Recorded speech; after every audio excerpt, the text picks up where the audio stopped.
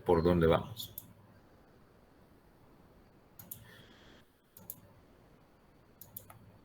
Ok.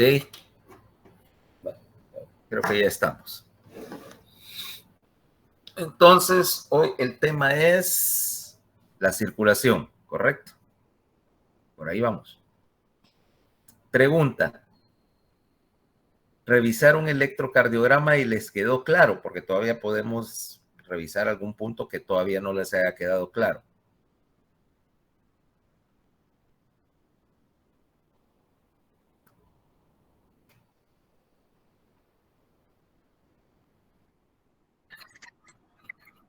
Ok. Voy a ver cómo habíamos quedado, que quería ponerlo con el electrocardiograma. Voy a ver si es. El problema es que ustedes tienen el sábado ocupado.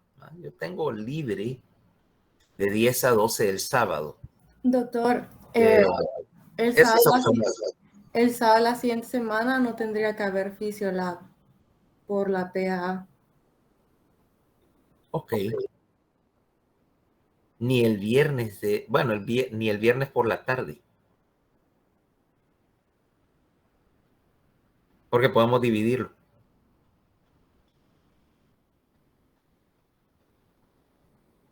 Podemos dividirlo porque no, desgraciadamente no caben 20 personas en mi consultorio. Entonces podemos organizarlo y partirlo. ¿Qué les parece? Pero mí está bien, yo le puedo sacar los interesados, porque no sé si todos quieren ir. Sí, al fin y al cabo esto es voluntario. O sea, el que esté interesado y el que no, pues, o el que tenga algún compromiso, pues no cuenta ni asistencia, ni calificación, ni nada. Es para que vean cómo funciona el asunto en vivo, ¿ok? Y decirle a mi esposa que no vaya, que en lo posible no vaya a distribuir, o llevarse el electro para algún otro lado. Yo no tengo problema, o sea, de que ella esté viendo paciente en su oficina porque ella tiene la suya y yo tengo la mía, pero que no se vaya a llevar el electro para otra clínica a hacer alguna cosa porque entonces nos deja sin nada. El viernes, el sábado ahí estoy yo, digamos por lo menos media mañana, ¿ok? Hacete la lista, pues, Paola, y veamos quiénes les interesa y jalamos para el consultorio.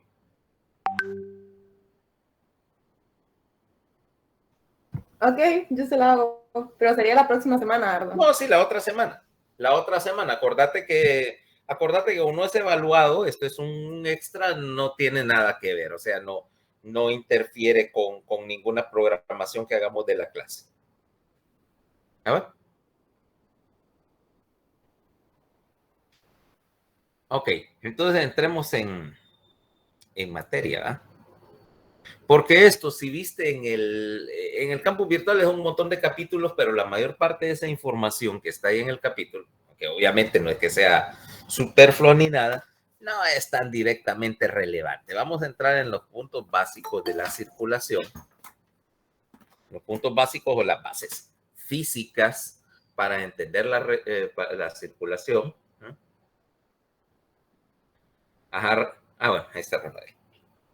Hoy como que se durmió. Vale.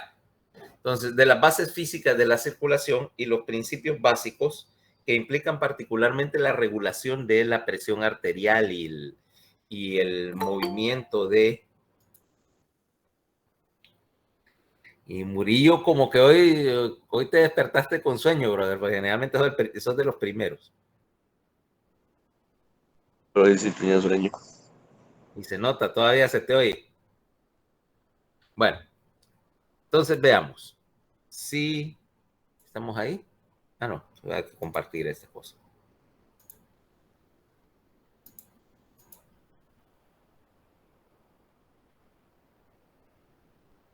Ahora sí.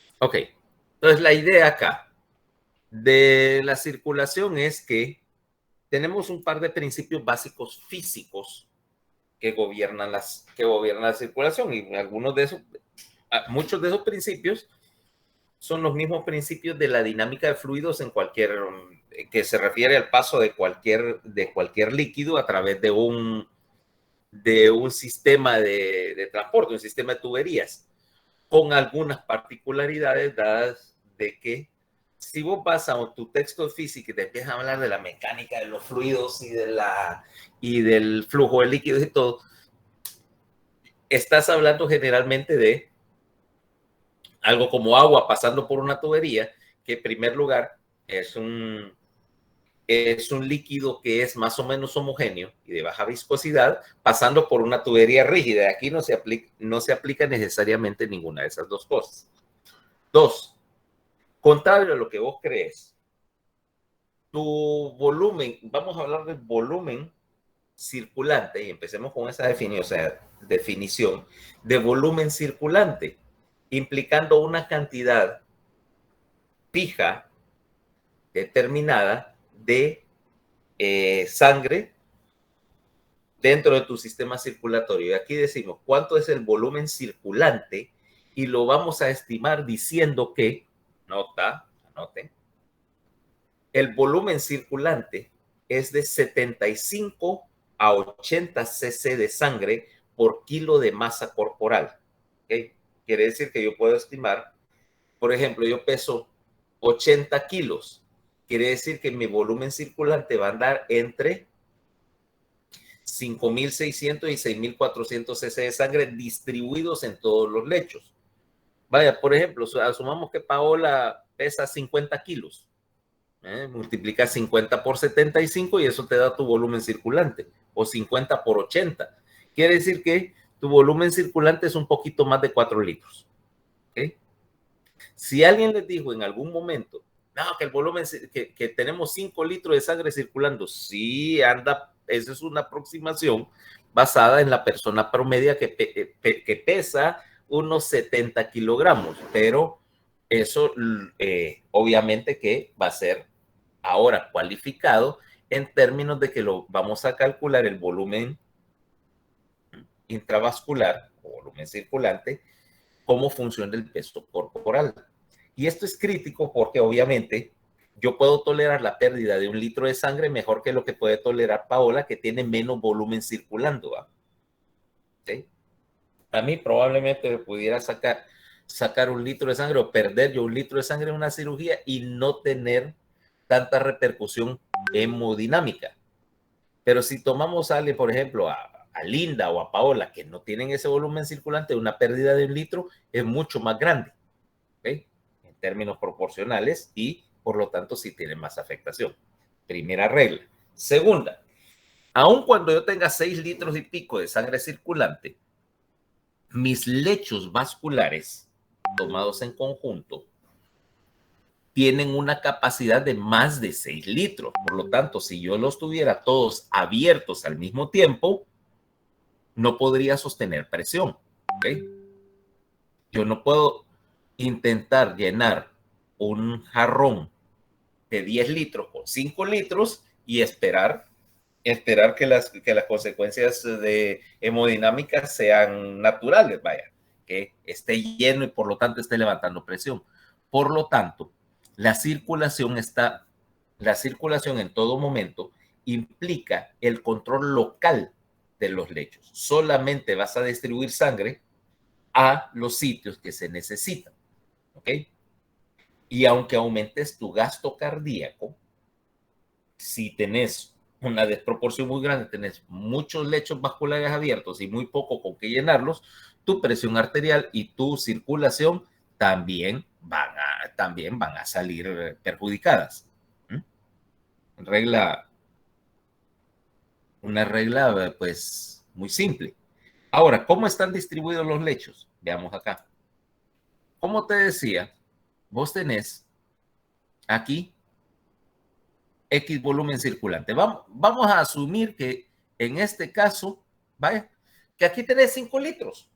¿No? Es una persona, la persona estereotípica de 70 kilos, 5 litros, y no sé qué, que siempre sale en los libros de fisiología. Mira cómo está distribuido el volumen. 7% de tu volumen sanguíneo.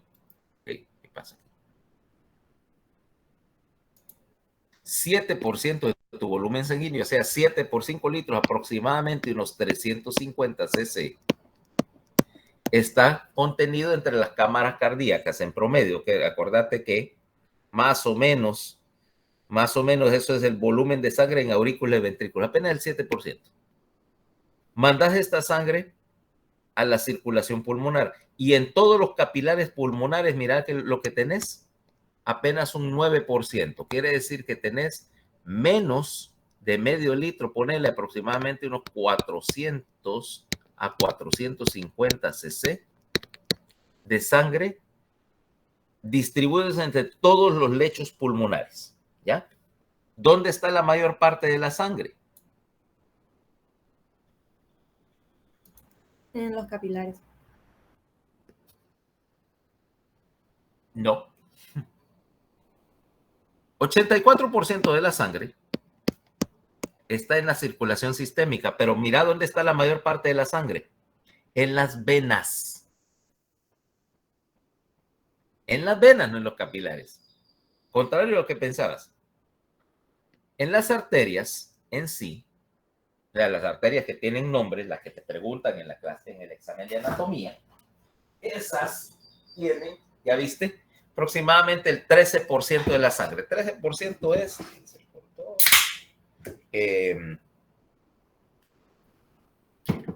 unos 650 cc en las arterias, ¿ok? Arterias de mediano y gran calibre. En las arteriolas y capilares solo tenés unos 350 cc de sangre en total. ¿Por qué? Porque aunque el área de las arteriolas y capilares son grandes, aquí estás trabajando, uno, a baja presión, dos, no todas las arteriolas y capilares están abiertos y circulando en un momento determinado. Unas se abren, otras se cierran de acuerdo a la necesidad. La mayor parte de la sangre está acá, unos 3,5 litros, 3.2 a 3.5 litros de sangre en el sector venoso de la circulación, en las venas, en las venas grandes y pequeñas, en los senos venosos, en el lado venoso de la red capilar.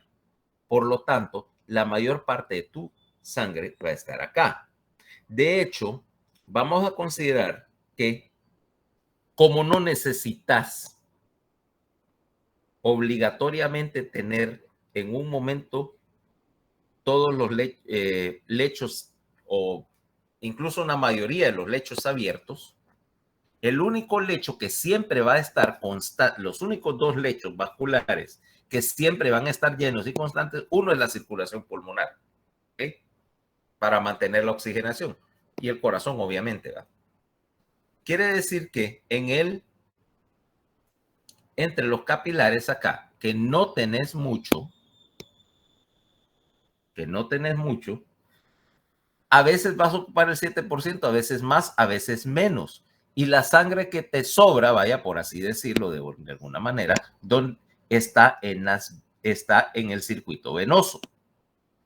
Con la ventaja de que si yo necesito abrir un lecho capilar acá, yo saco sangre del sistema venoso para llenar los capilares. ¿Ok? Ese concepto de que yo tengo sangre guardada, por así decirlo, para uso inmediato en las venas y la puedo transferir a los capilares, me representa un concepto, el concepto de capacitancia venosa.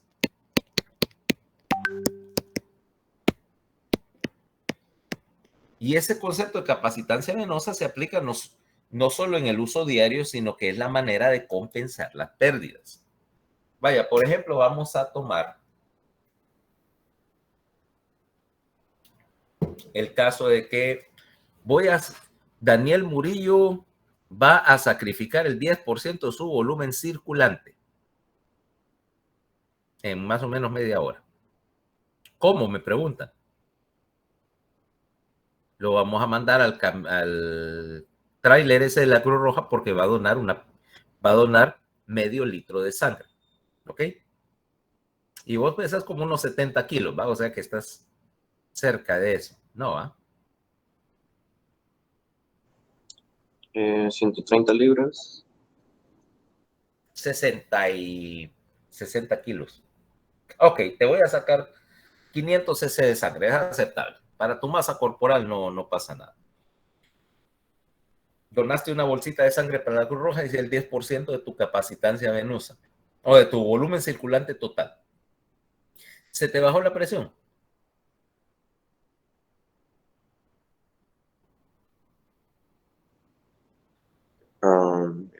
No.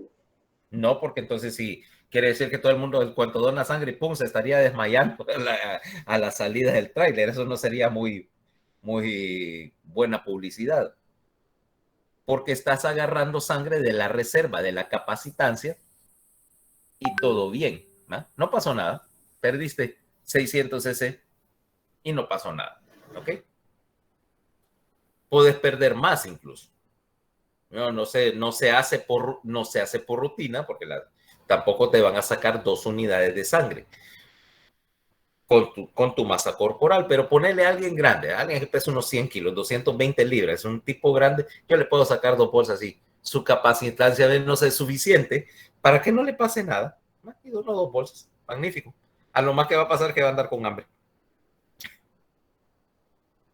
Ok, entonces, veamos este detalle. La cantidad de sangre que tenemos, por lo tanto, está distribuida entre diferentes lechos vasculares. Pero estos lechos vasculares tienen diferente área. Ahora, nosotros recurrimos a un detalle. ¿Cuál es la fórmula en términos de física para definir presión? Presión es igual a... Ya les empiezo a recordar la clase de física. Flujo por velocidad. Ajá. Pero iba a usar la otra fórmula que dice fuerza sobre área, ¿correcto? La fuerza, obviamente aquí la está generando el bombeo cardíaco, pero el área va a variar y es lo que tenemos acá. Mira, dice superficie transversal, pero igual, centímetros cuadrados, te das cuenta del área. Mira lo que pasa, conforme vas pasando de la aorta es un solo tubo con un área de 2.5 centímetros cuadrados. O sea que tenés un tubo donde estás moviendo sangre a alta presión, pero conforme vas moviendo esta sangre, vas primero a las arterias. Bueno, ni tan pequeñas, quitémosle lo pequeñas, porque no necesariamente lo son. Arterias, por ejemplo, que sea la subclavia, la radial, la suma de todas ellas. Su superficie o su área de superficie son 20 centímetros cuadrados. ¿Qué va a pasar? Si la fuerza es la misma, porque el bombeo cardíaco es el mismo, pero el área aumenta, ¿qué pasó con la presión? Disminuye. Disminuye. Por lo tanto, conforme vas pasando a lechos más amplios, la sangre va a perder presión. Si llegaste a las arteriolas, ¿okay? Las que ya no tienen nombre, su área de superficie se duplicó con respecto a la anterior, por lo tanto la presión va a caer. De ahí caes a los capilares y mira el gran área de superficie de los capilares, 2.500 centímetros cuadrados.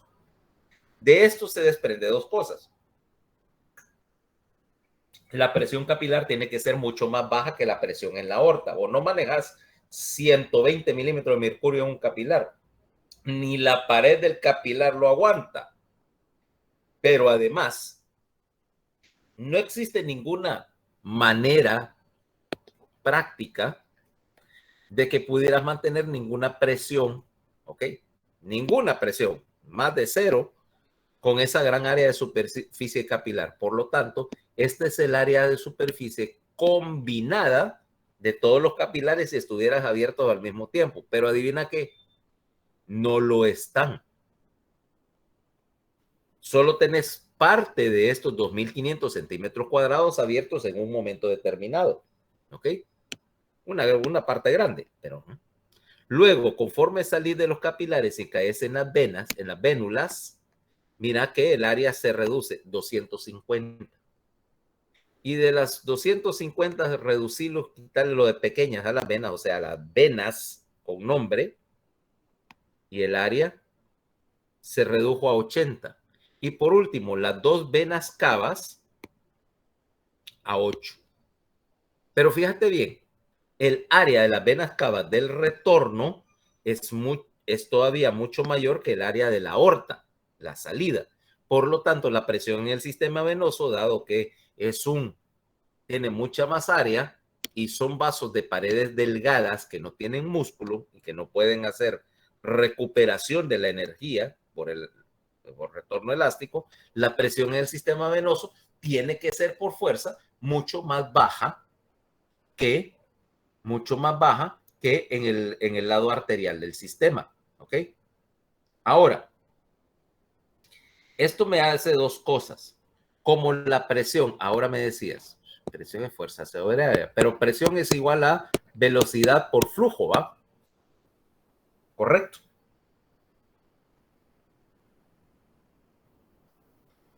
Eso es lo que acabas de decir, Paola. Sí, es que yo lo puse en términos de fluido porque estábamos hablando. ¿Estás de acuerdo? No, porque ahora derivémoslo de la otra manera. ¿Qué pasa con la velocidad con la cual se mueve la sangre? Vos estás manteniendo una presión alta, por ejemplo, en la aorta, con un flujo X. Aquí el flujo flujo es igual al gasto cardíaco. ¿Ok? Que es lo que me está generando flujo. Pero mira qué es lo que pasa. La aorta, como tiene poca área y gran presión, la velocidad de la sangre en la aorta es alta, aproximadamente unos 33 centímetros por segundo. Pero aquí, en los capilares, donde ¿cómo se llama? Donde la presión es mucho más baja, el flujo es igual. Por lo tanto, ¿qué pasa en los capilares? El flujo se hace más lento. Y en tu capilar promedio, te interesa que ¿cómo se llama? Que en el capilar la velocidad del flujo sanguíneo está pasando apenas 0.3 milímetros por segundo. ¿Ok? Mira la diferencia. A alta velocidad en la aorta y en el capilar va bien lento. Y eso no es un fallo, es una característica necesaria. Porque si yo meto un flujo capilar muy rápido, no tengo tiempo para hacer intercambio de oxígeno y de nutrientes y CO2.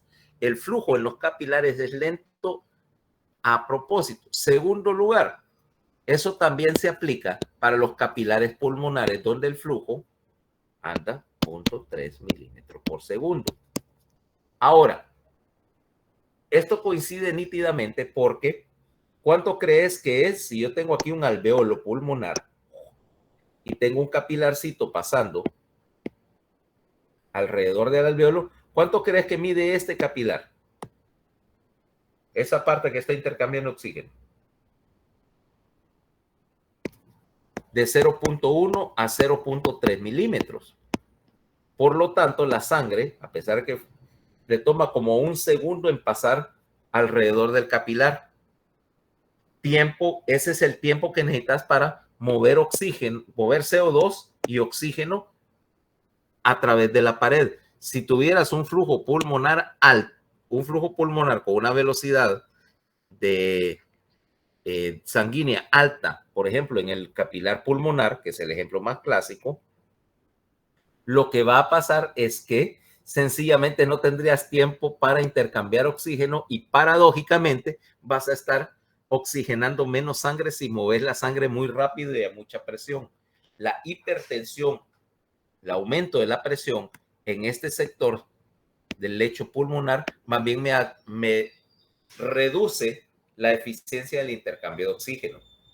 Los capilares, por necesidad, tienen que ser a baja presión y flujo lento.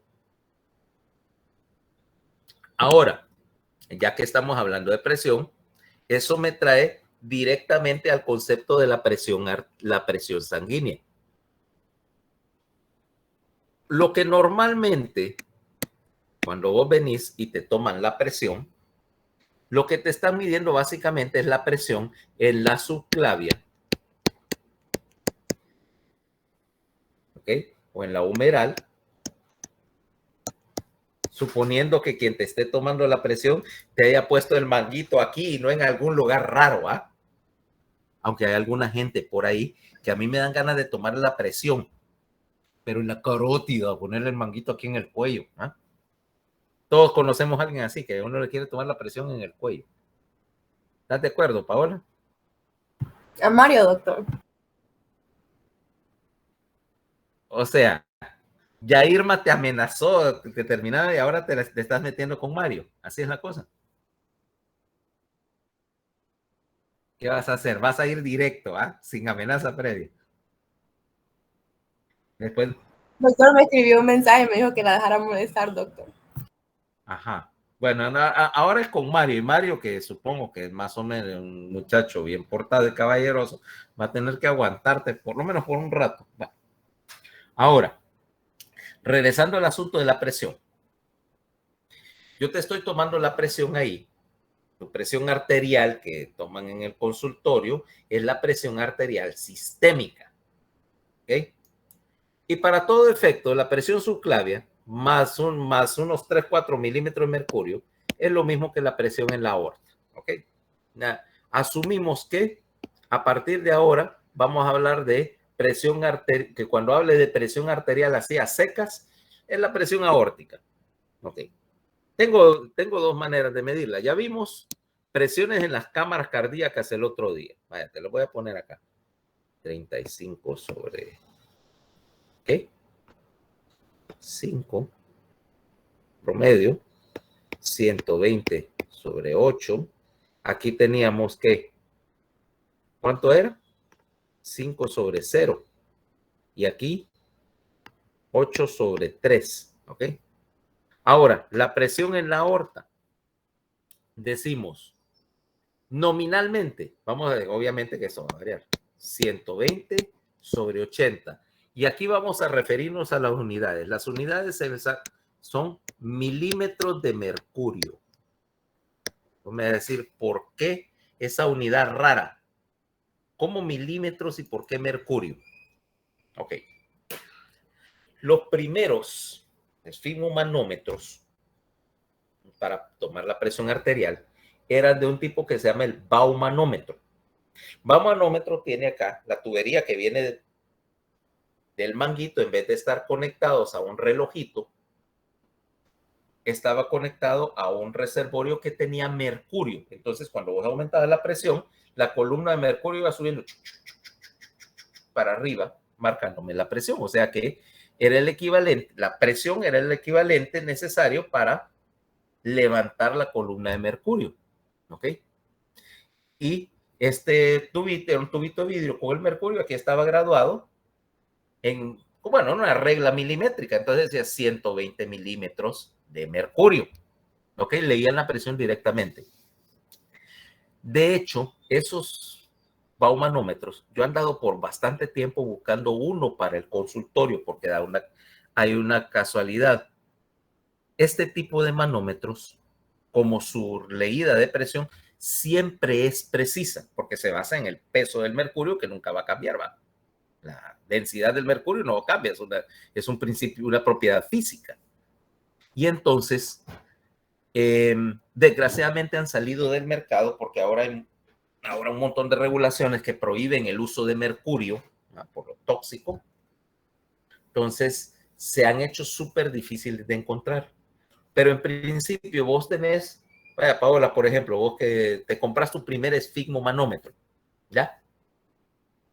Y el que tenés... doctor, ¿sabe que de los que están buscando hay uno en Leonardo? Ahí lo tienen. Pero no lo venden, es que yo lo quiero para el consultorio. Ya los conoces. Ok, entonces ya sabes cuál es. Esos se llaman baumanómetros, era la marca comercial.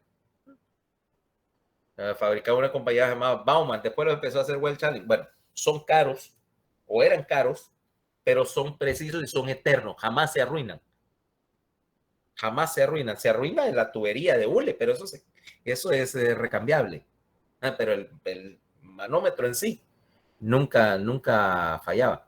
Bueno, entonces cuando vos compras tu primer esfigmo, o lo que era normal, era que vos te comprabas tu primer esfigmo en cuarto año, eso ya, cosa que debía hacerse, es que vos vas y calibras tu esfigmo, o sea, lo conectas a uno de estos baumanómetros y para que veas que la agujita marque lo mismo que la columna, o sea, que esté correcto. Algunos esfigmomanómetros muy caros ya vienen calibrados de fábrica y lo calibran contra uno de esos, ¿no? Ellos, los Well Challenge o los Schoolab, vienen ya calibrados. Pero como uno de estudiante, antes por lo menos, no sé ahora cómo son ustedes, se compraba el esfigmomanómetro de estudiante, que era barato, chino, ¿ah? O hongkonés, entonces tenías que calibrarlo porque no te marcaba otra cosa. Entonces, por eso viene la unidad de milímetro de mercurio. Ah, 2. Si vos andas un esfigmomanómetro de esos de reloj que se llaman aneroides, ¿ok? Porque lo que tiene es una cápsula al vacío adentro y cambia y se deforma y mueve la agujita de acuerdo a cómo la deforma la presión del aire en el manguito. Esos, si lo golpeaste contra algo, se puede haber salido de alineamiento y lo tenés que calibrar y tienen un ajuste para ponerles el cero otra vez y la presión. Cada vez que lo dejas caer, tenés que volverlo a calibrar y eso la gente ya no lo hace, ¿ok? O peor aún, por ahí he visto a alguna gente andando en su maletincito de estudiante, uno de esos esfigmos electrónicos, ¿va? Que tienen una pantallita y te miden. Eso no sirve para el consultorio, ¿ok? ¿Para qué? Para que se desengañen. Si van a usar un esfigmo electrónico en el consultorio o en el hospital y lo ven, les van a decir 4 cosas. Por eso son para los pacientes, son para dar una idea aproximada de la presión. Pero si lo vas a usar en una circunstancia donde es crítico el valor de la presión, probablemente vas a cometer un error bien grande. ¿Ok? Entonces, si tienen una de esas cosas, uno de esos esfigmos que ponen en la muñeca y que uno aprieta un botón y le da una presión, ¿tienen de esos? Regálenselo a abuelita para que se tome la presión y vayanse a comprar un esfigmomanómetro de verdad, de médico. ¿Ok? Los que por puntos en Kielsa.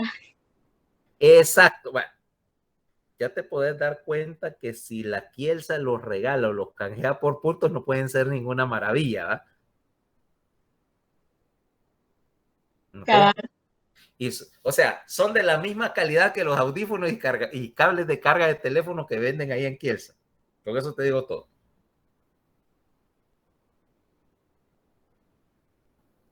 Entonces, por ahí es que vamos a sacar la idea del milímetro de mercurio como unidad de medida. En otros, bueno, porque vos me dirías, y esa es una unidad tradicional, porque vos sabes que la unidad estándar, científicamente hablando, para medir presiones son kilopascales, ¿va? Pero yo no me voy a meter a convertir presiones en kilopascales a milímetro de mercurio cuando durante los pasados 35 años he estado utilizando una unidad junto con todos los que me precedieron. Entonces, no nos metamos a ese lío. Aquí las presiones las vamos a medir en milímetros de mercurio para el caso de las presiones arteriales. Ya vamos a ver que para la presión venosa vamos a utilizar una unidad más pequeña. ¿Por qué? Ya verás. Ok. Ahora, si esta es tu presión estándar en la aorta, 120/80, mientras que la presión en el ventrículo izquierdo era 120/8, recordando que esta aorta o todas las arterias tienen una pared media de músculo y tejido elástico. Resultado, cuando la onda de presión sale por la aorta, ¿y esto qué hizo? Vale. Cuando la onda de presión sale por la aorta, distiende la pared del vaso hasta que llega a 120. Pero luego la pared, que es elástica, recupera parte de la energía y suaviza la caída de presión. Por lo tanto, la presión diastólica va a ser siempre más alta en la aorta que en el corazón y llega a 80. Ahora, muchas veces nosotros no estamos interesados en la presión, en los dos valores, sino que quiero un promedio. Entonces decimos presión arterial media. Y en el caso de 120/80, yo puedo sacar la presión arterial media con una fórmula que te dice que la presión arterial media es igual a... Espérate, voy a abrir un whiteboard. Yo sé que es más fácil.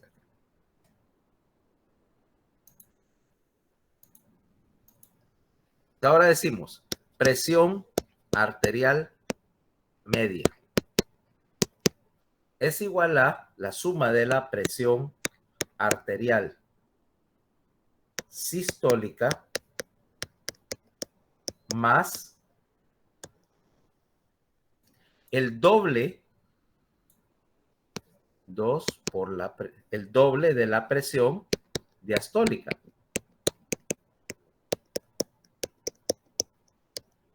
La presión sistólica más el doble de la diastólica y dividí sobre 3. ¿Ok? Y te va a salir un valor. Para este caso, mira, saquemos por ejemplo, la presión arterial sistólica es 120 más 2 por 80 sobre 3. 120 más 160, 280 sobre 3. Presión arterial media, entonces, 280 sobre 3, por 9, 27, más o menos 93 milímetros de mercurio. Y para cuestiones de flujo, es más fácil trabajar con un solo número. Entonces, mira, presión arterial media, 93. Es más, cuando estés trabajando con un paciente que está críticamente enfermo, por ejemplo, en la UCI,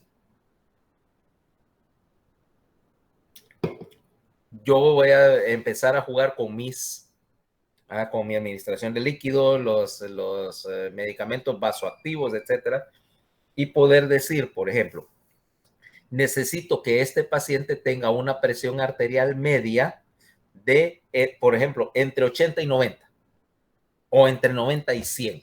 Manéjame esta presión. Y vos ves, estás ajustando, obviamente, tus medicamentos y tus líquidos y todo lo demás para mantener ese número.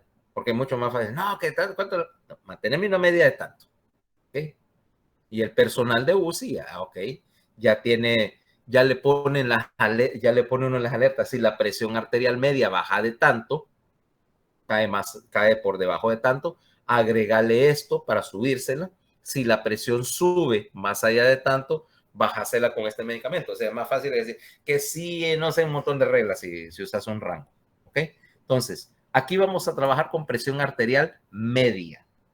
¿Ok? Para efectos del estudio fisiológico de todo el asunto. Espera.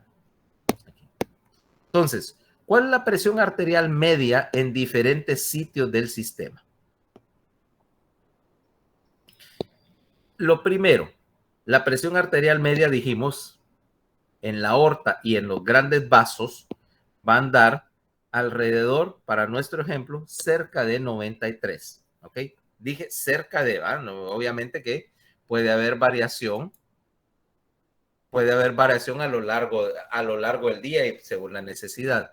Luego, aquí, entonces vamos a ponerle promedio 93 milímetros de mercurio.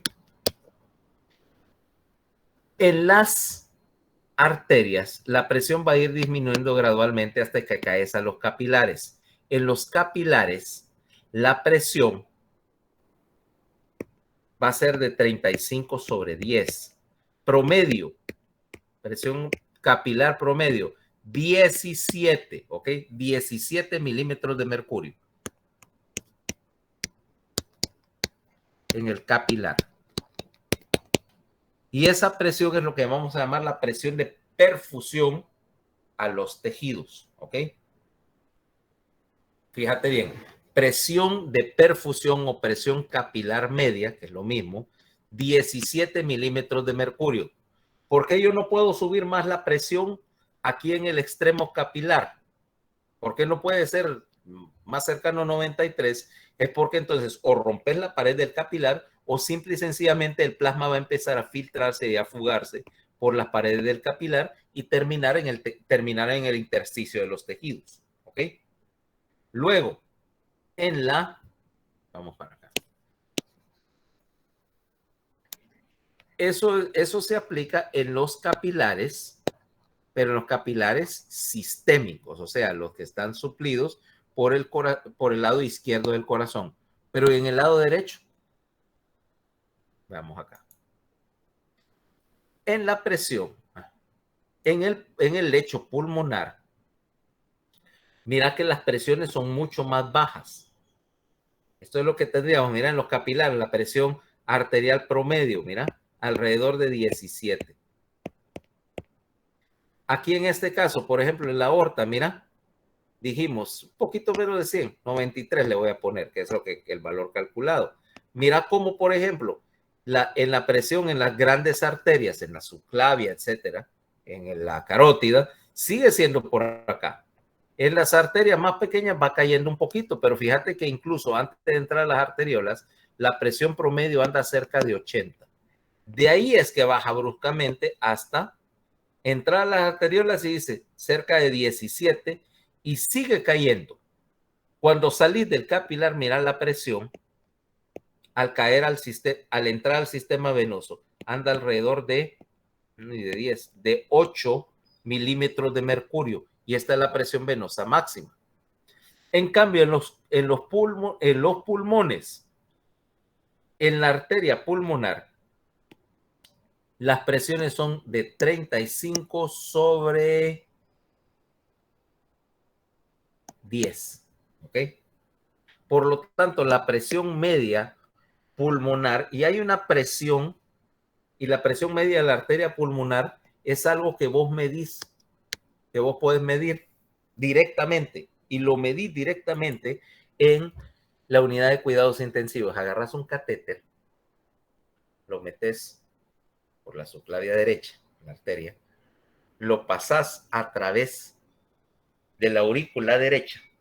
Bueno, de hecho lo puedes meter venoso también, pasarlo por la aurícula derecha, entrar al ventrículo derecho y meterte a la pulmonar y con un baloncito ver la presión a la cual tapas la pulmonar. Eso se llama presión en cuña pulmonar y te refleja la presión en el sistema derecho. ¿Cuánto es la presión en cuña pulmonar? Alrededor de 17. Mira, la presión en la aorta, en el sistema, principal sistémico, 93. En las pulmonares, 17. ¿Qué te dice eso acerca del lecho? ¿Ok?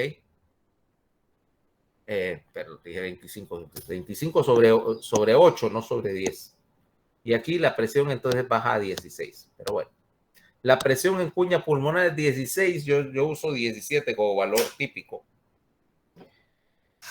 ¿Qué te refleja eso? Que la presión en la aorta sea 93 y la presión en la pulmonar sea de 16. ¿Qué te dice eso acerca del sistema?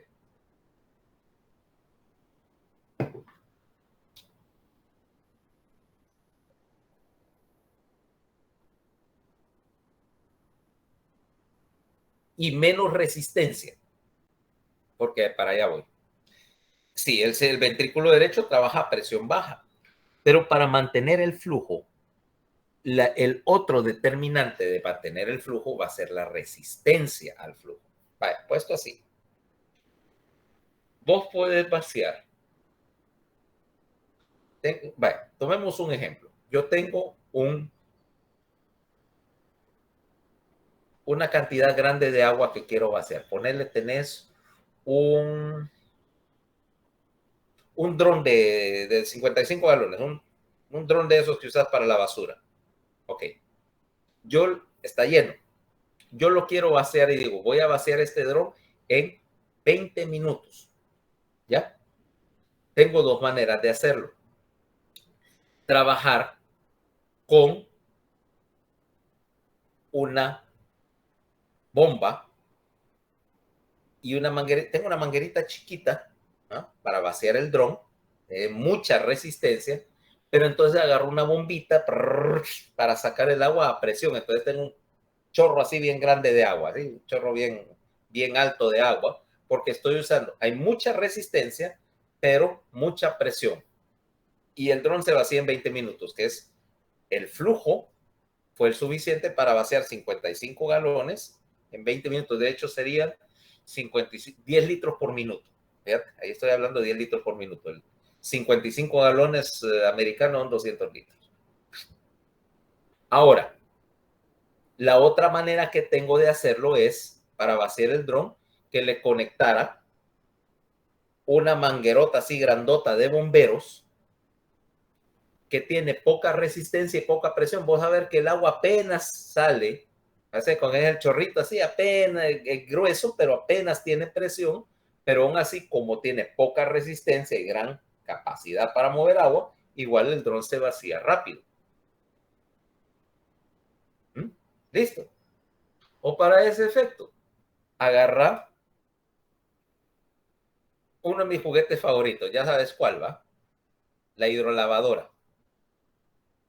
Si yo pongo la manguera ahí a la llave del agua, a la llave de la pila, está moviendo cierto flujo a la presión de aguas de San Pedro, ¿eh? No mucha. Vos ves que la manguera no para un chorrito, es apenas así, ¿va? Pero está moviendo, qué sé yo, 5 galones por minuto de agua, a ponerte algo.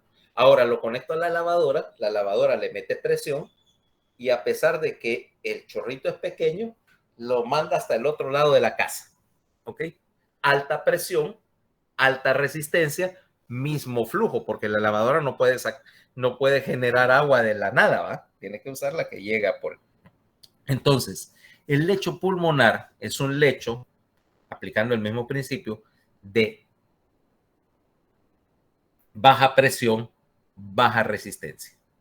¿Okay?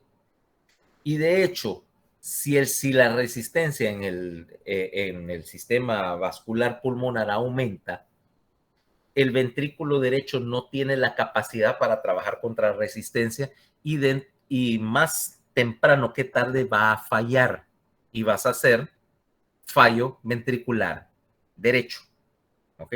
Porque sencillamente estás tratando de forzar que trabaje contra presión y lo reventas, ¿ok? Reventas y entonces tenés un ventrículo derecho fallado. La hipertensión pulmonar es una cosa que te hace daño rápidamente. Mira, por ejemplo, la diferencia con el circuito izquierdo, el ventrículo izquierdo. ¿Cuánto tiempo podés trabajar vos contra un aumento de la resistencia en el circuito sistémico, en la aorta? ¿Cuántos años puede uno ser hipertenso antes de que le pase factura? Si es bien cuidado, un montón. Y si es mal cuidado también. El ventrículo izquierdo aguanta bastante. No es eterno, ¿eh? No te pongas, si sos hipertenso, no te pongas a jugar por 30 años con tu presión arterial. Pero, mira, a veces uno, por ejemplo, yo soy hipertenso manejado a veces bien y a veces se me olvida, ¿verdad? Y sin embargo tengo un montón de años de serlo y no tengo ningún efecto cardiovascular negativo. Claro, trato de acordarme de tomarme la medicación de la presión, pero hay días que se te olvida. Sencillamente te levantas a la carrera, te levantas a las 7:59 y te venís a ensartar directo a la computadora. Te pasa el día y de repente son las 6 de la tarde y de repente, hey, me tomé las dichosas pastillas y te das cuenta que van a ser las 7 de la noche y están todavía están en tu mesa esperando que te las tomes y no te pasa nada, ¿ok? Un día no te hace nada, en general. Ahora, estamos con la idea de las presiones. Entonces, decíamos, presiones capilares. Fíjate que vimos que tu presión promedio en el capilar es de 17, en el capilar sistémico. Y luego, por supuesto, al ir pasando por el lecho capilar, las presiones van reduciendo. Resultado, al caer al sistema venoso, mira que la presión es casi de cero. No es de cero, lo que pasa es que aquí no estás midiendo, mira, en todas estas, no estás midiendo la presión porque el sensor no es lo suficientemente sensible. Para medir la presión venosa, vamos a tener que utilizar una unidad más pequeña y es centímetros de agua. ¿Por qué centímetros de agua? Ahora mira cómo medir la presión venosa, cosa que vos vas a hacer en algún momento, tal vez en el internado. Yo voy a agarrar y tengo la subclavia derecha. Voy a meter un catéter, o sea, voy a pinchar aquí con una hoja y meter un catéter venoso y lo voy a poner en el atrio de las cavas. ¿Okay? Agarra, pum, pinche, entre a la subclavia, mete un catéter, llegue al atrio de las cavas. ¿Qué tan difícil puede ser eso?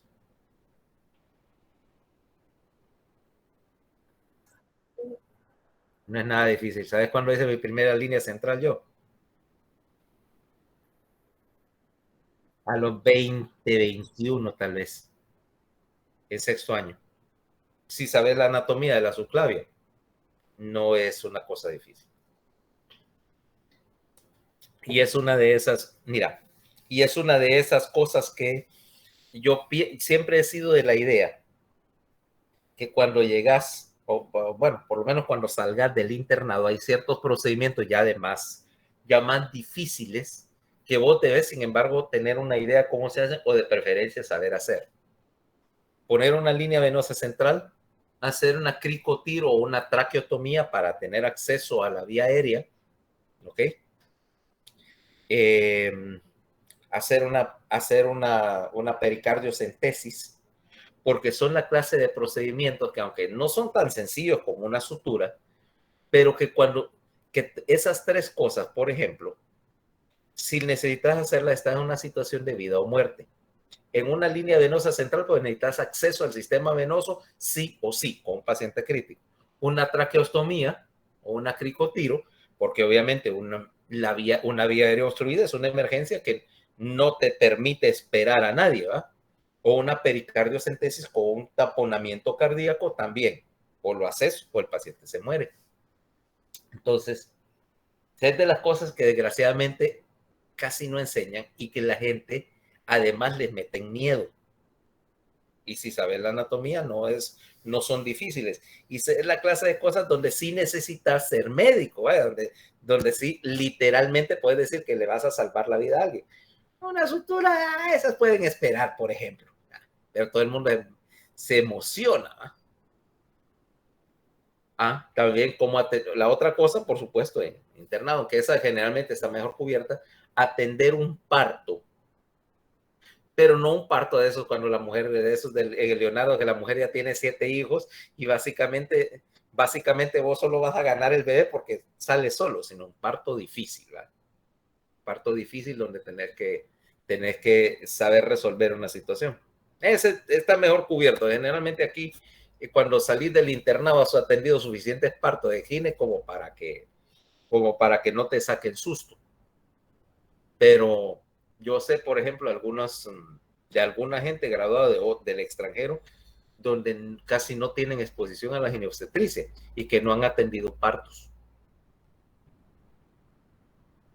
No han atendido partos en su universidad, lo hacían los residentes, entonces ellos solo miraban.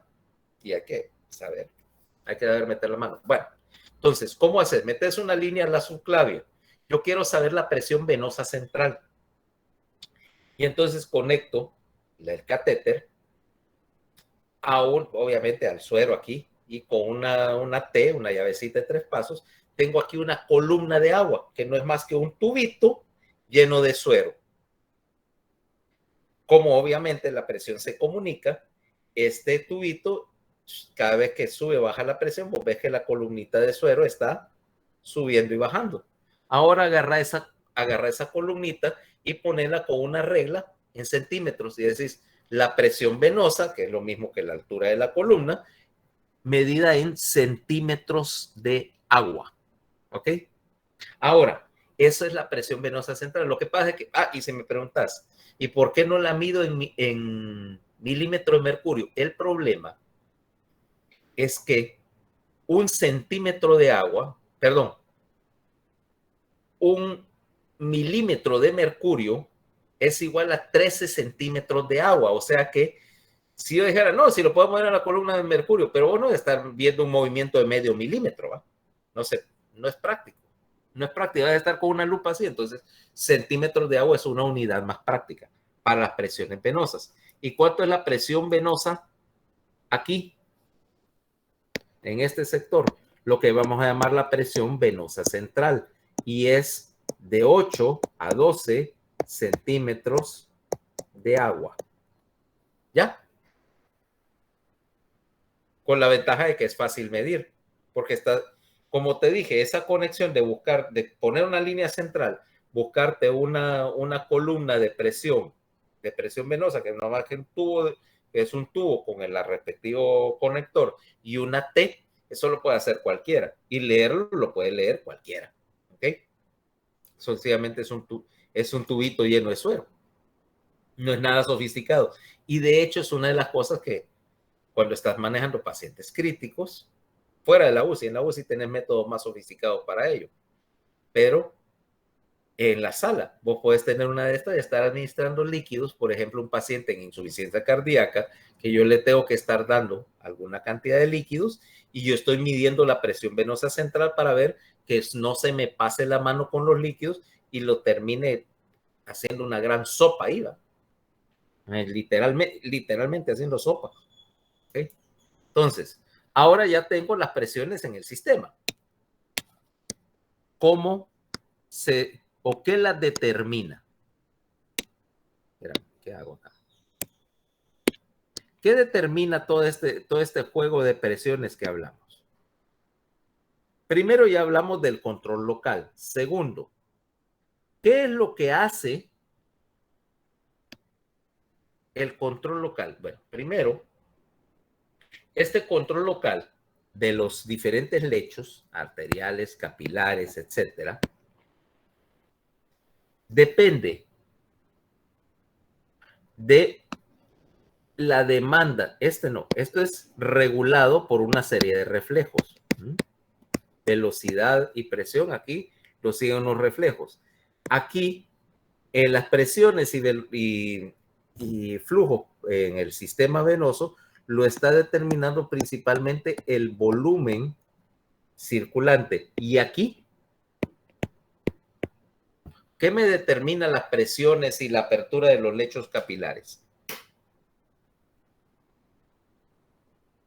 Y entonces dirías, bueno, lo lógico que si tenés control local de la circulación, aquí estés regulando la apertura y cierre y las presiones por una serie de factores locales que incluyen, por ejemplo, la disponibilidad de oxígeno, la disponibilidad de CO2, la actividad del sistema nervioso autónomo y la presencia de una serie de mediadores locales, cosas, por ejemplo, como la cantidad de lactato, vaya, producto del metabolismo anaeróbico,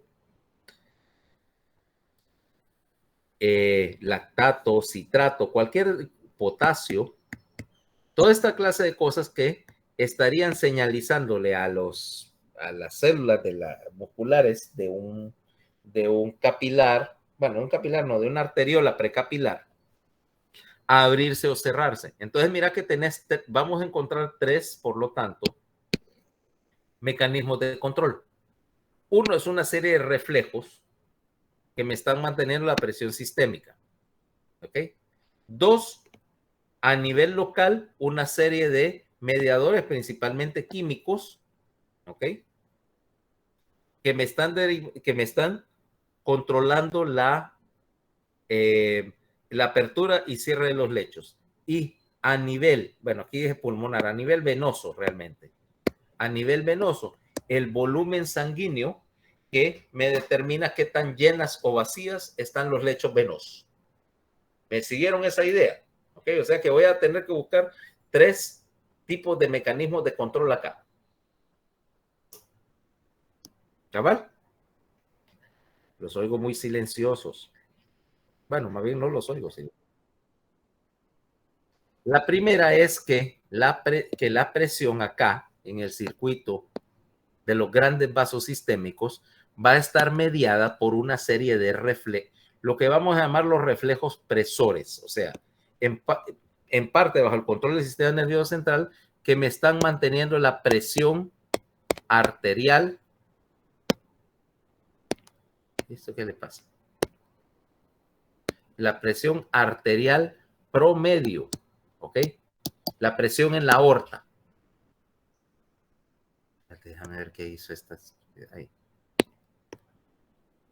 sea que la presión acá, en estos grandes vasos, mediada principalmente, decíamos, por el sistema nervioso central y una serie de reflejos que vamos a llamar los reflejos presores. Y, en parte, eso en uno. Y dos, el otro gran determinante aquí del mantenimiento de la presión va a ser una ley que ya conocemos, la ley de Frank-Starling.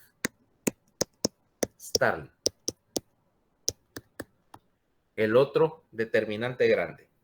Acordándote que el flujo va a depender precisamente, lo que pueda bombear el corazón va a depender precisamente de lo que le mandes para bombear. Si no le mandas sangre para bombear, dice nuestra amiga la ley de Frank-Starling, que no vas a tener nada que bombear, no bombeas nada. Así de simple.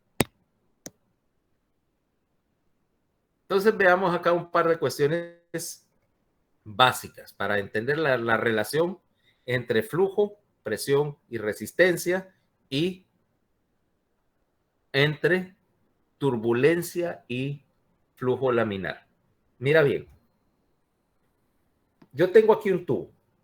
¿Qué es lo que quiere decir? Mira, ¿qué es lo que tengo acá? Y estoy moviendo, bueno, aquí un fluido, en este caso sangre.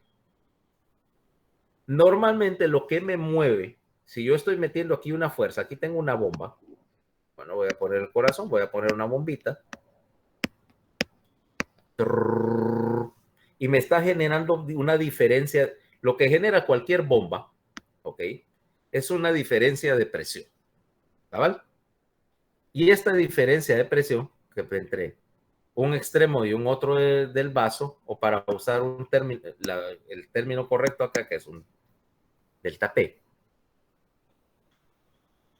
me favorece a que yo mueva sangre a través de un vaso. Luego, esta bomba tiene una capacidad para mover X cantidad de sangre por el vaso. Eso es flujo. Esto está a favor. Mientras más presión yo mande a través de este vaso, más flujo puedo obtener. ¿Ok? ¿Estás de acuerdo? ¿Estás de acuerdo? Si yo le meto presión acá, puedo mover más sangre por minuto. ¿Estás? Okay. Sí, doctor. Pero en contra,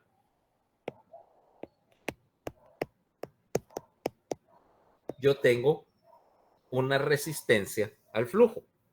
¿Ya? Si yo le meto más resistencia al flujo, al paso de la sangre, el flujo tiene que disminuir. ¿Ok?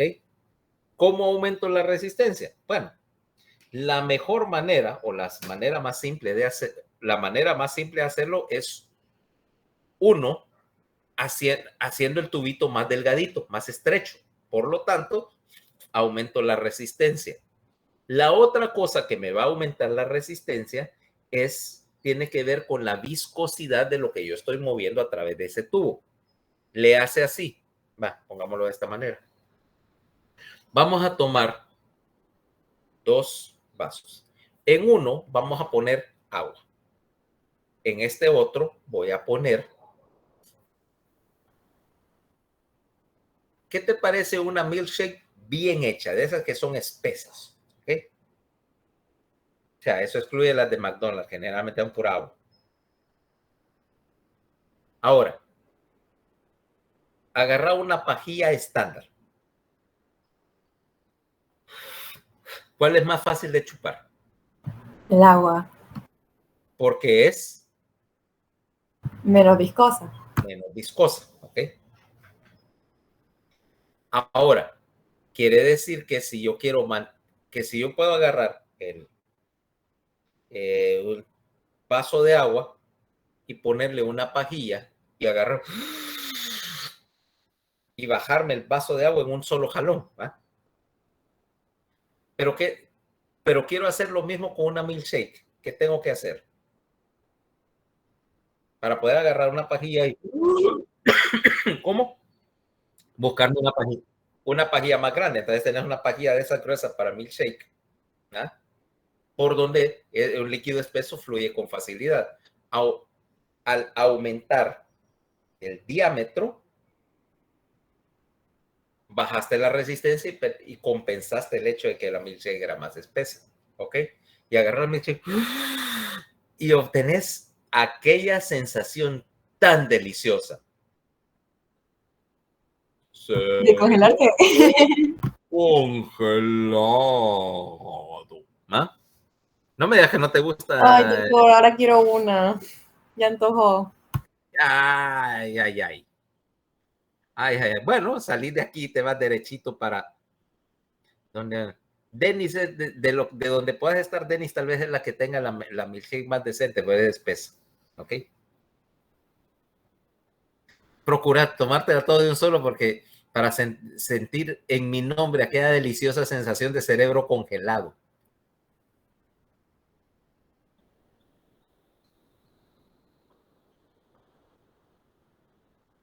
Ahora, regresemos al asunto. Entonces vimos las dos determinantes. Y aquí vamos con la idea de que uno, aumentaste la resistencia y aumentaste la viscosidad, pero también aumentaste la resistencia si tenés un tubito más, una tubería más delgada que ofrezca más resistencia. Para ese efecto, ¿qué pasaría si agarraras uno de esos pajillitas negras que sirven básicamente para revolver el café, ¿vale? La que te dan en el Dunkin' o en el Espresso, y quisieras sorber el batido, el milkshake, a través de ese tubito? Le van a doler los cachetes. Le van a doler los cachetes, ok. Implicando que para tener éxito de esa manera, tendrías que generar una tremenda presión negativa, ¿no? Incrementar la diferencia de presión para vencer la resistencia que te ofrece una tubería tan delgada. ¿No? O sea, mala idea. Por lo tanto, ahora ya, si entendiste esos 3 puntos, ahora entendés la relación entre uno y otro. En contra, porque aquí no lo menciona, viscosidad en contra. ¿Ok? Ahora ya tenés la interrelación entre ellos. ¿Ok? Ahora, eso implica que también cuando el gradiente de presión es alto y la resistencia es alta, siempre vas a tener flujo, pero tanto la presión va a tener que aumentar como la velocidad del flujo. A gran presión, mayor velocidad para el mismo flujo. ¿Ok? Eso de hecho se aplica a todo. Fíjate, esa es la ley de Ohm.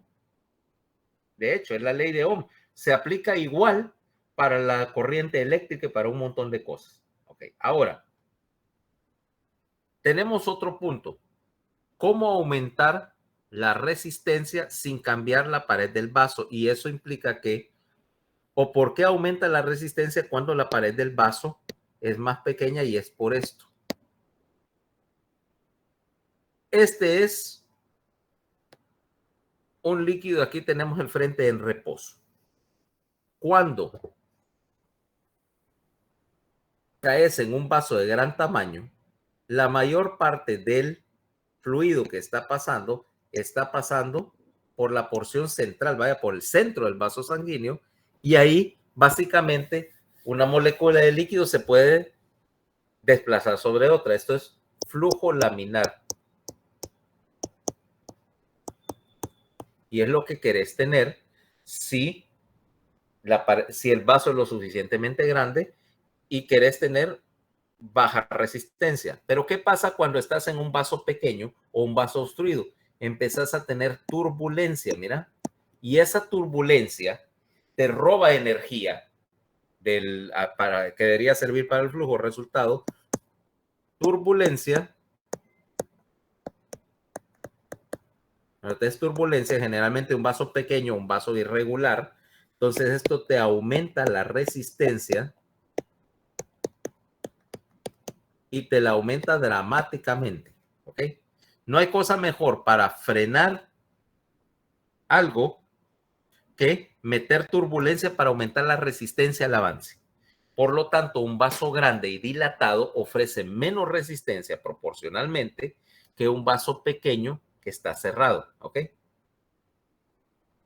¿Y qué tanto puedes usar turbulencia para frenar algo? ¿Ah? Para que veas.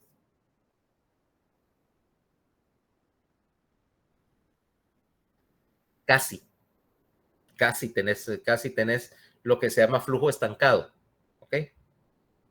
Casi tenés flujo estancado. En los capilares, de hecho, tenés suficiente turbulencia como para que eso te reduzca la velocidad del flujo. De hecho, si tenés, en algunos casos, si tenés suficiente obstrucción o suficiente turbulencia por algo que está metido en la pared del vaso, por ejemplo, la placa de ateroma, esa turbulencia puede ser tanto que no solo te da un flujo estancado, sino te empieza a romper los glóbulos rojos, ¿ok? Te empieza a romper los glóbulos rojos porque se desarman en la turbulencia que está después de la obstrucción, ¿ya?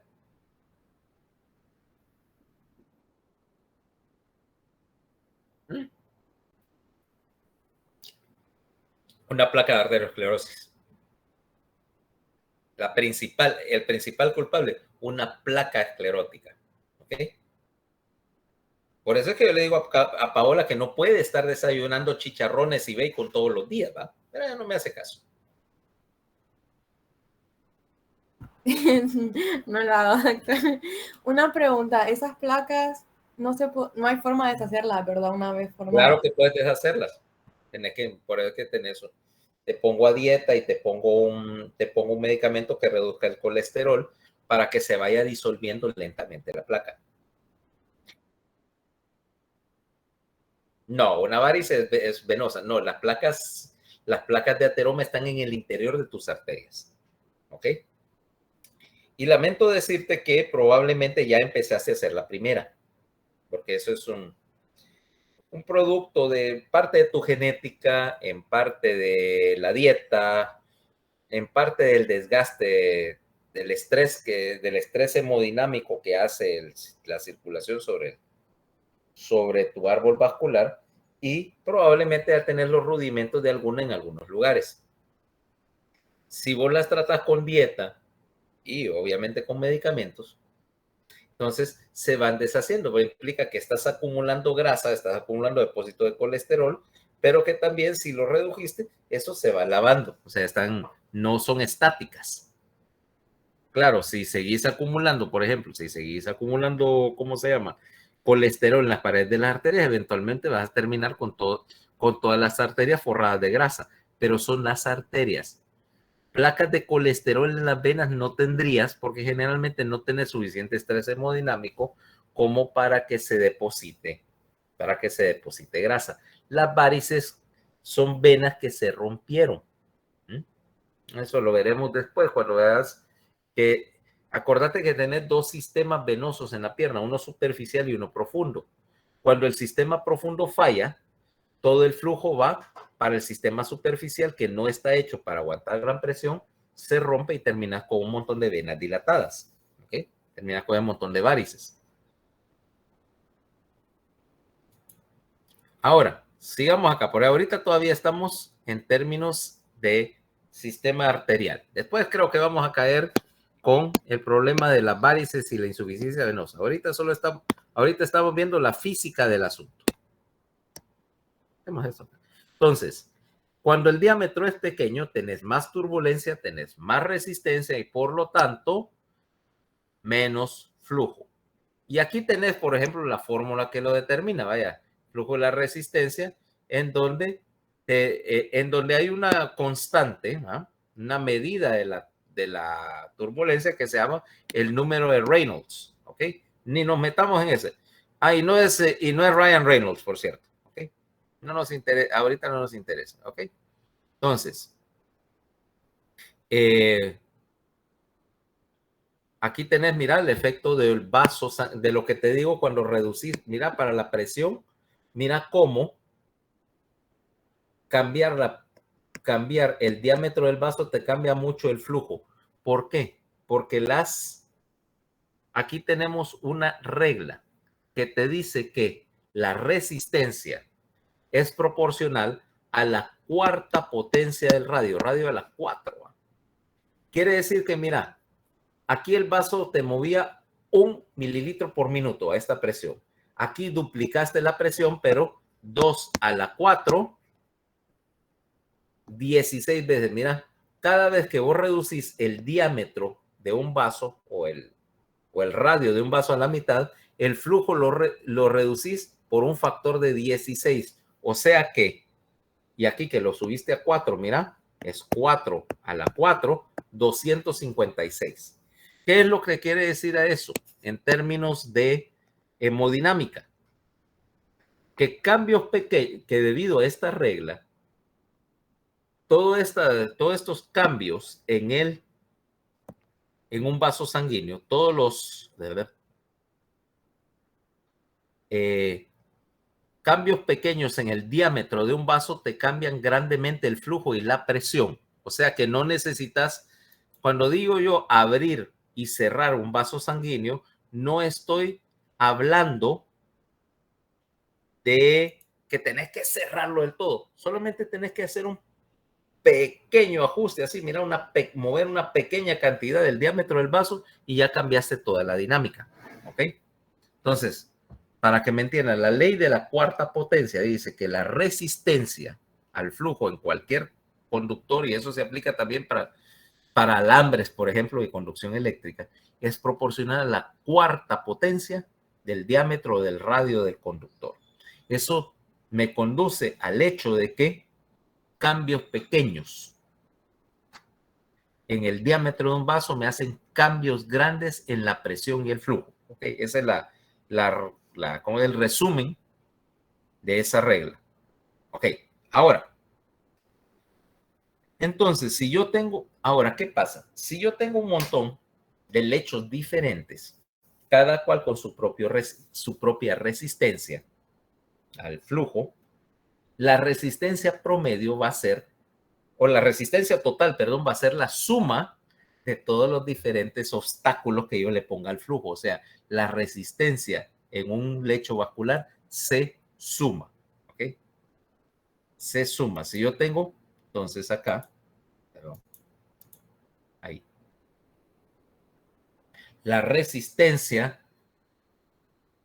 total es en serie. Mira, la resistencia total es la suma de la resistencia de todos los lechos con que me tope, de todos los obstáculos, ¿ok? De todas las trabas que yo le vaya a poner a algo. Ahora, ¿qué tiene que ver esto? El hematocrito con la presión arterial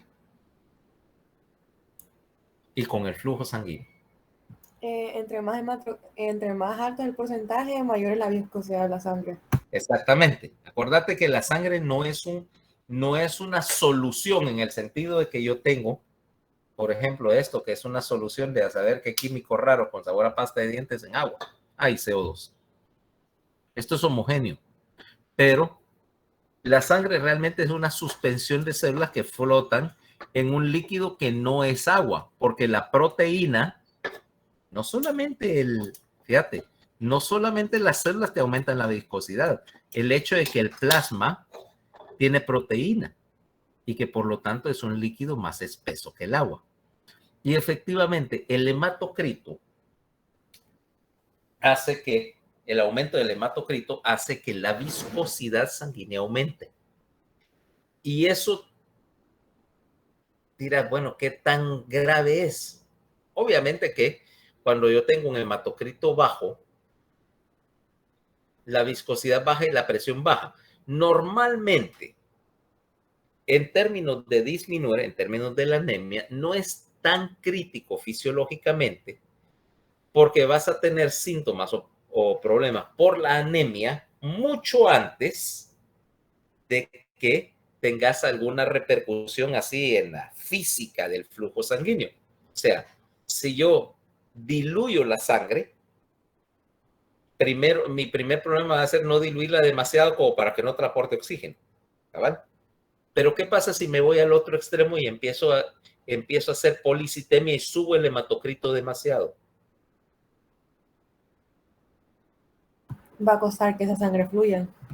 Exactamente, en particular, porque al aumentar la viscosidad, el efecto del aumento de la viscosidad lo voy a ver precisamente donde la resistencia es máxima, le hace en los capilares.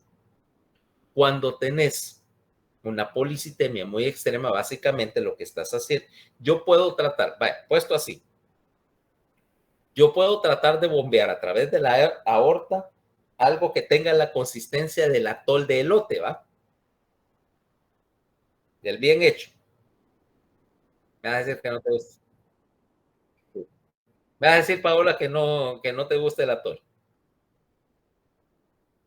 ¿Por qué vas a estas preguntas, doctor? Me exhibe. No sé por qué se me ocurre que ibas a decir que era demasiado espejo. Ah, ok. Voy a reservarme la respuesta. Okay. Entonces, bueno, vos pudieras tratar de bombear atol de elote a través de una manguera. Y lo podrías hacer con cierta dificultad. Pero ahora estoy hablando de tratar de bombear atol de elote por la pajita negra esa del Dunkin' Donuts. No se puede. No se puede. Y cuando llegas a un hematocrito crítico, la resistencia al avance como fue aumentada por la viscosidad, es tal que el flujo en los capilares básicamente se para, se estanca. Y el valor crítico para el hematocrito es alrededor del 60%. ¿Ok? Doctor, o sea que ese sería otro problema en las personas con anemia. Al contrario, si tenés anemia, generalmente para bajar el hematocrito, si bajas el hematocrito, el flujo capilar va bien. ¿Ok? La sangre es más rala, sigue fluyendo por los capilares. El problema es cuando la haces demasiado espesa para correr y entonces ya se traba en los capilares. Generalmente, cuando tenés una anemia, valores de hematocrito para que el efecto en la viscosidad de afectar la presión tienen que ser valores súper bajos, menos del 10%. Y generalmente ya tenés graves problemas para cuando llegas ahí. No es que no puedas vivir con hematocritos debajo del 10%, porque yo sí lo vi una sola vez en mi vida. Un niño con una aplasia medular que había estado bajando el hematocrito lentamente y llegó con un hematocrito de 5%. No sé cómo hacía para esto. Creo que ese niño lo pasaba acostado, doctor. Andaba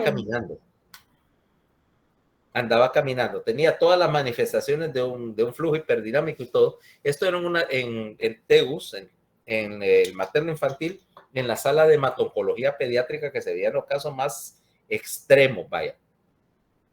El niño aparentemente había tenido tiempo para adaptarse, era un niño, y los niños, acordate que tienen una reserva cardiovascular tremenda, ¿va? O dicho en términos técnicos, son de hule, rebotan. Y de alguna manera, este niño, contrario a lo que vos creías, no era que iba a andar correteando, pero no estaba acostado. Sin embargo, tenía un hematocrito espectacularmente bajo, porque básicamente su producción de células sanguíneas se había detenido hace cuántos días y estaba con lo que le quedaba. Ese fue susto de todo el mundo. 5 hematocritos, no, esto es incompatible con la vida, eso es las leyes de la fisiología dicen que no, vayan a confirmarlo, y lo confirman, y efectivamente tenía 5%, para que veas que la increíble capacidad que puede tener uno de adaptarse a cualquier cosa. Pero como te decía, 5 no lo iba a matar. Bueno, no lo iba a matar la baja de la viscosidad, lo iba a matar la anemia. Ahora, ¿qué pasa con el otro valor? Como te dije, más de 60. Pongámoslo de esta manera. Tu hematocrito ahorita va a andar alrededor entre el 35 y el 40%, vivimos a nivel del mar. Te mando a adaptarte y te mando a Bolivia, ¿ok? El Alto, a Oruro, en Bolivia, que están a 4,000 metros, y tu hematocrito empieza a subir porque tenés que adaptarte a la gran altitud. Es más, vamos a llevarlo un poquito más extremo y te voy a mandar al Monte Everest, ¿ok? A que te aclimates porque vas a subir a la montaña. Tu hematocrito sigue subiendo y va, obviamente, estando ahí, va a sobrepasar el de cualquiera de nosotros acá porque llega, pero topa alrededor de 60. Y si vos ves ahí en el Everest a los nativos, a los sherpas, que son los que realmente hacen el trabajo cuando un gringo rico sube a la montaña, lleva como 20 de estos pobres nativos para ayudarlos a cargar todos los bultos.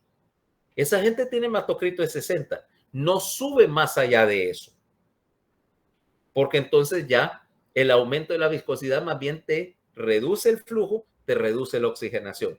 No porque si no dirías, ok, llevemos la cosa al extremo. ¿Qué pasa si yo tuviera un hematocrito de 99% y básicamente ¿cómo se llama? Una gelatina va a tener, doctor. No, sería un sólido. Ojalá un gel, sería un sólido. 99% de células sería un tejido sólido. No habría flujo. Ahora me entendés por qué hay un valor crítico y el punto de equilibrio ahí, hasta donde seguís sacando beneficios de oxigenación, es en el 60%. De ahí la sangre es demasiado espesa para fluir y demasiado espesa para oxigenarse. A eso es lo que va este punto. Aquí pusieron 65. No llegarías a 65 en ninguna situación fisiológica. ¿Okay? Doctor, ¿y cómo le hacen los deportistas que suben al Monte Everest? O sea, ¿cómo pueden? Topas aquí en 60%. ¿Cómo haces? Te aclimatas. Aclimatarte para subir, porque hay gente que sube incluso sin oxígeno, decimos. Bueno, toma varios meses adaptarte. Entonces esta gente está, aparte de que tiene el hematocrito más alto que fisiológicamente pueden, están hiperdinámicos. Su gasto cardíaco aumenta. Su volumen circulante aumenta. Tienen más células para oxigenar porque también tienen más sangre en los lechos. ¿Ok? Es una adaptación. Y 3, generalmente esta gente está trabajando con frecuencias cardíacas más altas de lo regular. O sea, estás hematocrito de 60, frecuencia cardíaca de 100 en reposo, frecuencia respiratoria más alta y además volumen circulante, volumen sanguíneo arriba de los 85 cc por kilo. Eso te toma varios meses hacerlo, adaptarte, por el que esta gente se va a vivir ahí durante una temporada antes de la temporada de escalamiento. En el Everest creo que solo puede subir, creo que son solo 3 meses al año que se puede subir. Porque antes y después de esa temporada es donde vienen las famosas tormentas ahí en la montaña. Y si te agarra una tormenta en la montaña, estás cabal. Creo que hicieron una película, no sé si la viste, es un caso real, que un equipo de alpinistas lo agarró una tormenta en el Everest, a mitad de camino. Habían subido, iban a mitad de camino del descenso y los atrapó una tormenta. Hubo, creo que 7 muertos. El otro sobreviviente pues perdió todos los dedos de las manos, otra que le amputaron los pies. Fue un desastre, ¿va? Entonces, lo que hacen, como tenés que esperar la temporada en que el clima está bueno para subir esa babosada, entonces te vas 3 meses antes a vivir ahí a esa gran altitud para adaptarte y luego empezar a subir. Y subir y bajar la montaña toma solo como 3 días, o sea, subís hasta cierta altitud y el último día que tenés que llegar a la cumbre, subir, creo que son como 800 metros vertical, subir y bajar el mismo día para que no te agarre la noche ahí, pues en esa montaña anochece bien temprano. Algo así está la cosa. Por lo menos lo que yo he visto en la televisión. A mí no sé por qué no se me ocurriría hacer eso, de meterme a subir una montaña. Doctor, estoy viendo que los Sherpas cobran $10,000 por viaje, doctor. Barato. considerando las condiciones del trabajo y el riesgo para ellos. Por cada alpinista que se ha muerto en el Everest, se han muerto creo que 8 a 9 Sherpas. ¿Por cada alpinista que ha muerto? Sí, por cada víctima de los blanquitos que se han muerto en el Everest, han muerto de 8 a 9 Sherpas, entre accidentes, lesiones, congelados, de todo ha habido. Eso no es o sea, siempre me ha parecido que hay un montón de explotación, o sea, vas a hacer un montón de gente porque vos vas de alpinista y te tomas la foto y todo lo demás, pero ¿quién crees que carga todos los tanques de oxígeno, las tiendas, las estufas, los té, tu cámara y todo lo demás? Un montón de Sherpas. Y $10,000 por ir a arriesgar el pellejo a la montaña, como que está barato. ¿A qué? No sé. A mí, como te dije, el Everest, lo único, no me interesaría subir la montaña, lo único que me gustaría es conocer el campamento base, porque implica aterrizar el avión en el paso nuclear. el aeropuerto que tienen. Sí, bueno, obviamente que ahí vas de pasajero. No creas que vos vas a llegar con tu avión al paso. Para que te autoricen a aterrizar ahí, tenés que haber hecho, creo que 150 aterrizajes en pista corta. Si me recuerdo bien, la regla es 150 aterrizajes en pista corta, luego 10 aterrizajes con un piloto que conozca la ruta para que vos vas de primer oficial viendo, y creo que otros 10 más que vas de piloto, pero vas supervisado antes que te dejen aterrizar solo ahí. Porque aparte de todo lo que te dije, la montaña, entonces tiene una cuestión. Una vez que vos te enfilas para aterrizar, no hay go around. Yo, por ejemplo, incluso en Toncontín, si veo que estoy mal, hay un botón aquí en el acelerador, que es un avión de pasajeros, por supuesto, en uno particular solo le metes el acelerador, te dice toga, dice go around. Cuando apretas eso, te da máxima potencia y te levanta, o sea, para abortar un aterrizaje. En Lukla no hay go around. O aterrizas en la pista o te untas contra la montaña. No hay tercera opción. ¿Qué te parece? Entonces, obviamente que quiero ir ahí. Toncontín ya me lo sé. Ya lo hice una vez, por lo menos. Ahora quiero Lukla. Como quien dice, para tomarme la foto y poder tener la camiseta. Aterricé en Lukla y no me quebré el pico. O algo parecido. Doctor, es que si se quiebra el pico no hay foto. Aparte, una de las cosas más divertidas de hacer esa clase de tonteras es llegar al día siguiente donde mi mamá y decirle, adivina qué hice esta vez.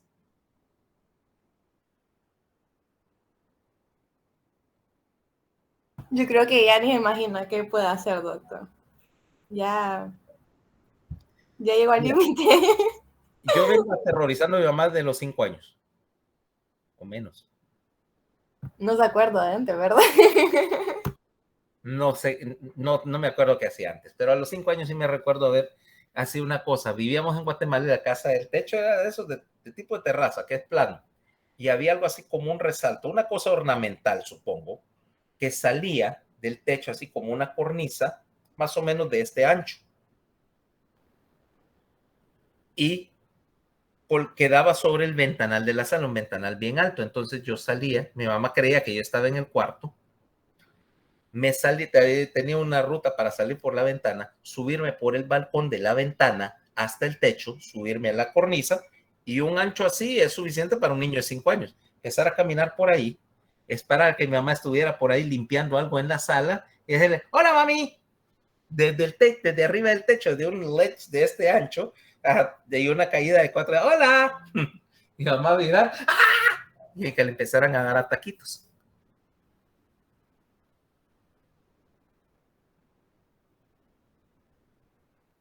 Me ha apiado de su mamá, doctor, pobrecita. Si no se había curado de sustos para cuando empecé la primaria, yo no sé cómo lo iba a hacer. Pero ahorita ya no le hace gran cosa. Ya lo toma como normal.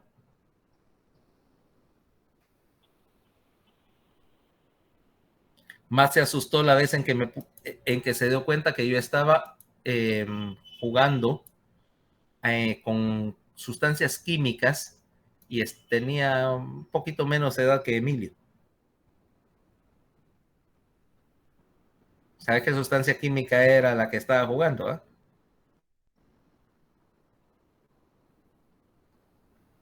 No había dicho peróxido. Eso fue una vez. La otra fue nitroglicerina. Me puse a hacer nitro en la casa. Y esa sí fue una barrabasada, porque incluso ahora, ya con 50, ya no lo haría. Vaya, esa sí fue tal barbaridad que no lo volvería a hacer. No pasó nada. Y si hubiera pasado algo me arrancaba, hubiera perdido la cabeza, literalmente. Pero sí, lo logré hacer sin volar la casa ni matarme. Pero sí, es de la clase de cosas que solo hacen una vez. O cuando descubrí el montón de libros sobre anarquismo y fabricación de explosivos que tenía en el, ¿cómo se llama? En la librera de mi cuarto. Ya creía que eran simples libros de química. Esa vez sí protestó, que dijo que qué hacía yo con literatura subversiva. Quería hacer una de Phineas Gage, ¿verdad, doctor? Algo así, no. Más Phineas y Ferb que Phineas Gage, ¿ok? Pero bueno, ese es el caso. Bueno, entonces ya vimos la parte de, ¿cómo se llama? Bueno, con esto está la parte de las bases físicas. Mañana vamos a ver, ¿cómo se llama? Bueno, gasto cardíaco ya lo hablamos en el capítulo del corazón. Vamos a ver la circulación capilar y el equilibrio de fuerzas en el capilar, ¿ok? O sea, la dinámica del intercambio de fluidos en la pared capilar, ¿ok? Entonces, lean esa parte y nos vemos mañana. Ah, por cierto, para los que preguntan de lo que si el martes está habilitado o no el campus, todavía no me ha respondido el doctor Chacón. Yo les aviso si al final en qué concluimos, ¿ok? Gracias, doctor. Muchas gracias. Feliz día. Okay, bye. Que tenga buen día, doctor. Ok, check.